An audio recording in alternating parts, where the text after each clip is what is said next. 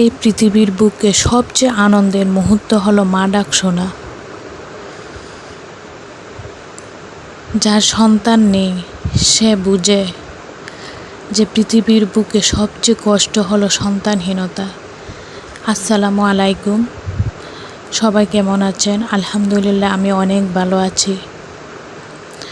আজকে আমি পৃথিবীর সবচেয়ে সুখী। দীর্ঘ 17 বছর আমার কোনো সন্তান ছিল না। কত যে কষ্টে ছিলাম এক আল্লাহ ছাড়া আর কেউ জানেন না। আলহামদুলিল্লাহ, আল্লাহ আমাকে দুটি যমজ সন্তান দান করেছে, এক ছেলে এবং এক মেয়ে। আজকে আমি পৃথিবীর সবচেয়ে সুখী মানুষ। আমি সবার কাছে ফরিয়াদ করি, সবাই আমার সন্তানের জন্য দোয়া করবেন। আর এই পৃথিবীর বুকে আল্লাহ যেন কাউকে সন্তানহীন করে না রাখেন, সবাইকে যেন আল্লাহ সন্তান দান করেন। দীর্ঘ 17 বছর অনেক ত্যাগ, অনেক সাধনা, অনেক আরাধনা করেছি সন্তানের জন্য। আমার আল্লাহর প্রতি বিশ্বাস ছিল, আল্লাহ আমাকে পৃথিবীর বুকে সন্তানহীন করে রাখবেন না।